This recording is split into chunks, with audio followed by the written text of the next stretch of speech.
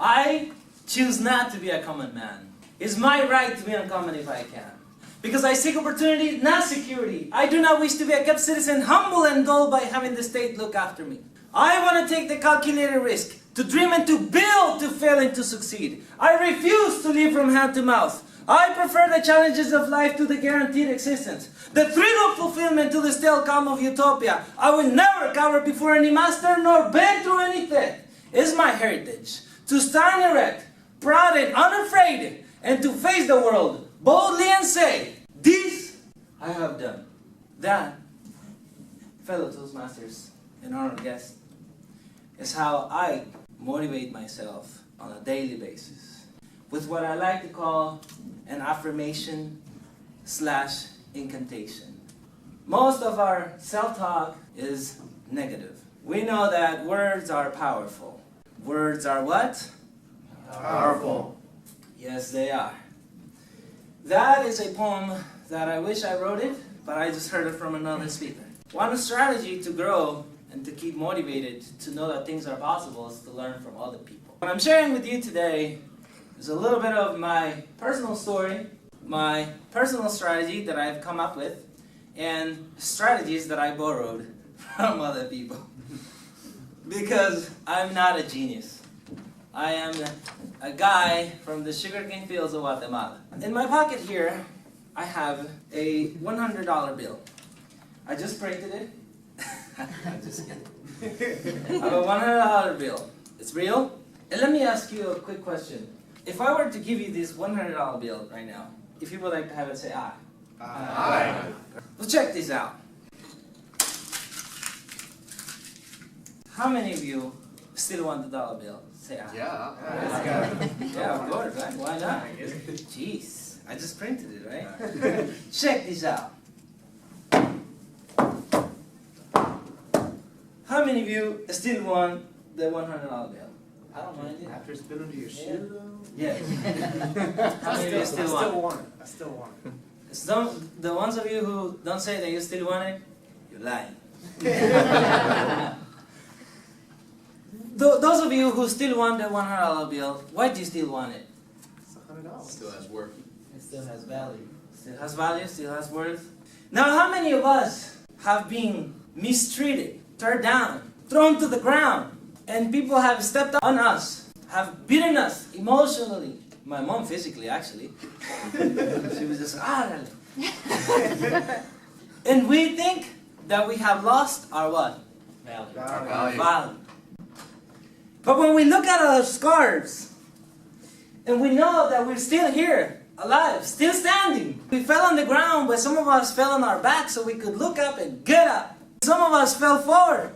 And when you fall forward, you make progress. When you fall forward, what do you make? Progress. I won't give you the $100 bills, that's bad news. As a farm boy in the sugarcane fields of Guatemala, I didn't have electricity until the year 2000. It was tough, but I didn't know. You just grow up in an environment and everything's kind of cool. I grew up pushing the wheels of the bike, you know, just push the wheel and just play around, and there was no Nintendo or TV or anything like that. Until then we got TV and we powered it with car batteries. But most of my life, since 8 years old, I began to learn how to milk cows. One time it occurred to me, when I was about 11, a cow was eating grass and I spanked her. Because, you know, I was familiar with the cow. Well, I guess she didn't like it that much. I was like, bam, and she, bam! Got me in the stomach, was on the ground for about 15 minutes, no one was around.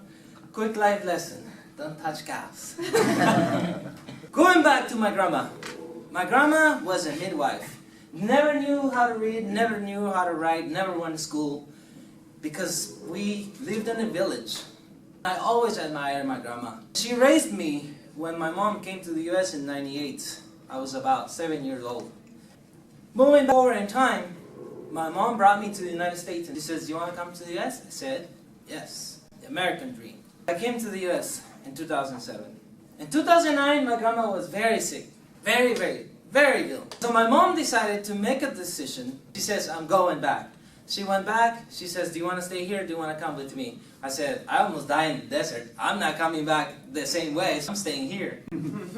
Unfortunately, my grandma passed away in May 2009. I was in high school, my history class. I remember like it was yesterday. I received a call. I was in my seat, and I just took out my phone and I answered it so the teacher wouldn't see me. It was my mom. She said, your grandma just passed away. How many of you were very close to your grandmas and grandpas? You probably know how this feels. I felt devastated, a teenager in high school, living by myself because my mom had left me because I grew up without a father. And I wanted to quit high school. I wanted to quit. I said, I don't even speak English anyways. I don't understand these people. I saw people having parties. I thought they were crazy because I grew up in a different environment. And I decided that I wanted to quit school. I talked to my counselor. She says, Ovidilio, you can't go, man. You already learned some English. In Spanish, she says, you already, ya masticas. You already choose some words. You can get along. And that really not do it for me. But when I began thinking about my grandma, her name is Doña Elena Sarceño, Mrs. Elena Sarceño. I thought to myself, if I would walk up to my grandma and say, Grandma, I'm going to quit school, she would have looked at me dead straight in the eyes. And she would have said, boy, are you stupid? And when I thought about that, I said, I may have fallen on my back, but I'm still looking up, and I'm going to get up. So I got up. I bounced back. That's another strategy that you have to keep in mind. It's not about how you fall, it's about how you rise. Stronger than ever. Would come every day to class. Learn continuously. 6 months later, I was transferred from English 3 to English 5, skipped English 4. I could already talk to the ladies and everything. It was all good. Alright? I was like, geez. They used to call me Rico Suave and stuff like that. I was like, okay, cool, this is getting good. Then, like most people in high school, didn't really know what I wanted to do with my life. Disoriented, I had the motivation. When you motivate a guy and the guy doesn't know what to do, you motivate an idiot, you got a motivated idiot. So I felt like a motivated idiot. I was like, I want to do something, but I don't know what it is, but I want to do something. I want to make my family proud. And I graduated high school 2011, June 7. I sent a picture to my mom. She almost had a heart attack because I'm the first one to graduate from high school in my whole family. I made it my mission to raise the standards of education in my family. Let me share another story with you. This guy and this lady who were married, and he comes home and the lady's cooking. He sees her cooking. He says, babe, why do you cut the end of the ham off? Because she was cooking ham. And she says, well, because my mom used to cook it this way. And she says, but we could eat the ham that you're cutting off of the main piece. She says, well, just that's the way I cook. That's the way my mom taught me how to cook. She says, let's find out. Let's call mom. They grab the phone, call the mom. Say, Mom, yeah, he came home and he's asking me, why is it you cut the end of the ham off to cook it? She says, well, daughter, because your grandma taught me how to cook it this way. And how many of you have followed family traditions like that, right? In a different way, in a different path, yes? Yeah. So you know what I'm talking about. They say, well, let's figure it out. Let's call grandma. They call grandma. Yeah, well, we're trying to figure out why is it that you taught mom how to cook this way? Why do you cut the end of the ham off and then you cook it? She says, well, my granddaughter, the main reason I cut the end of the ham off is because my pan was too small. When I learned about this story, I figured something out. My family had never graduated from high school or have gone to college because their way of doing things was different. They would come to the United States, work in 2-3 jobs, try to make as much money as possible, and go back to Guatemala. And that's why we're not as educated as most people. And I said, I need to change the way I'm cooking this ham. If I want to raise the standards. What did I want to do? Raise the standards. Raise the standards. It takes a leader to step up to the plate and say, I'm going to do this. Let me ask you a question. What are you doing to raise the standards? You don't have to answer it right now. Just think to yourself. What are you doing to raise the standards? Maybe it is here at Europe. Maybe it's at home. I know a lot of us have work. Maybe it is at work. What is your attitude? Is it better than everybody else? Are you doing it just because the other guy is doing it? Are you doing it just because your grandma, your grandpa did it that way? Have you found out the real reason? The real reason my mom came to the United States from 98 to 2009 and doesn't speak English was because her way was different than mine. Here I stand before you being able to communicate clearly in English. I still have the accent. But let me tell you something. I speak with an accent, but I don't think with an accent. And a lot of ladies think it's sexy. That's the winning side of it. And let me tell you something. If you ever hear someone who has an accent, think about it this way. This person must be bilingual, or trilingual, or polylingual. What a beautiful way to be. Someone who understands a different language may be able to understand a different culture. Someone who comes from another country, a farm boy from the sugarcane fields of Guatemala, what can this boy do?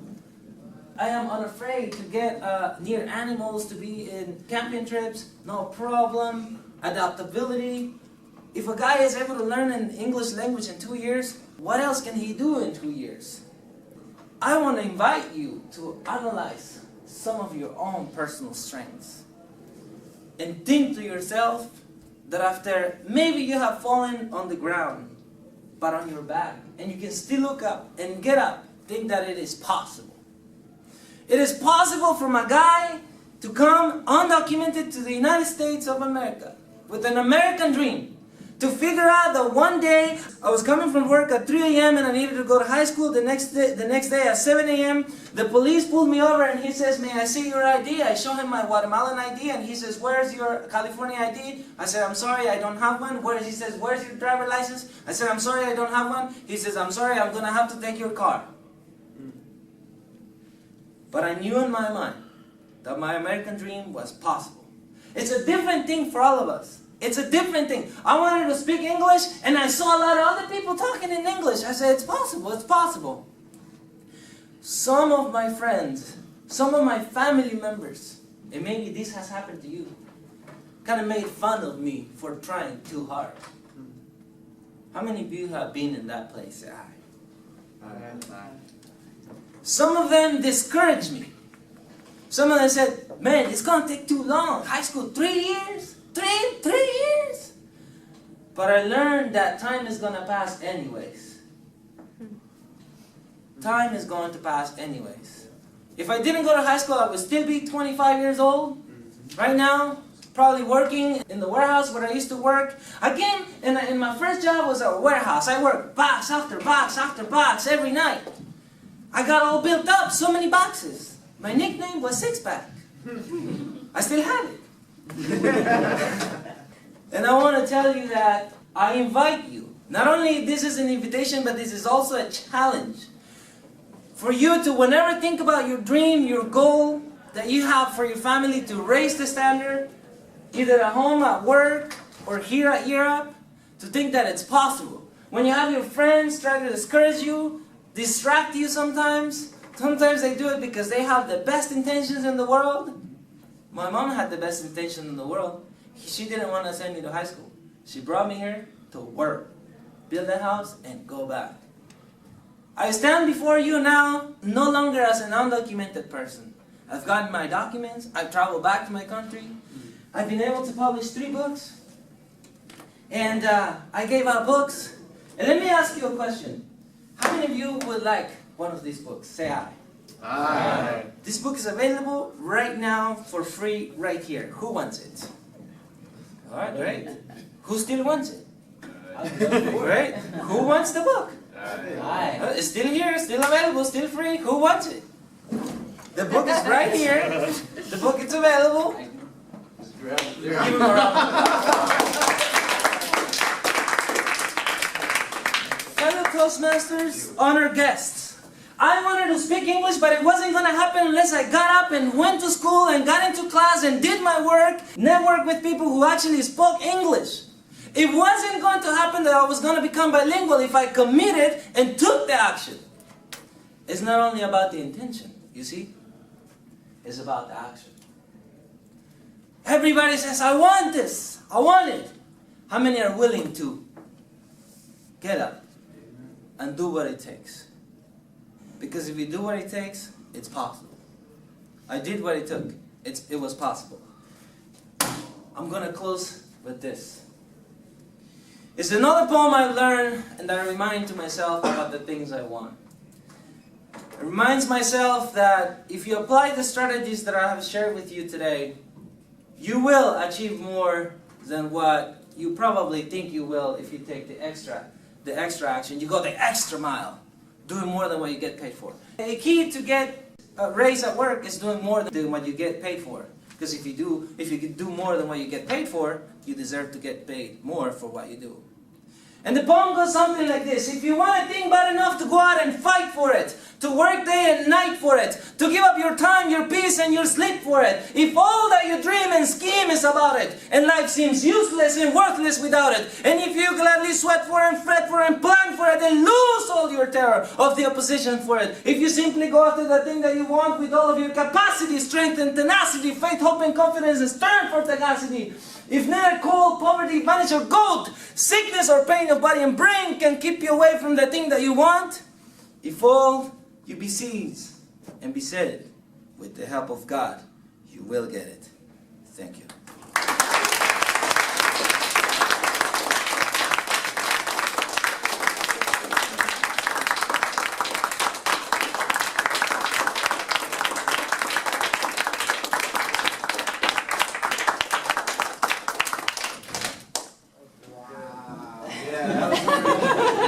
That was really good. This is an honor right here.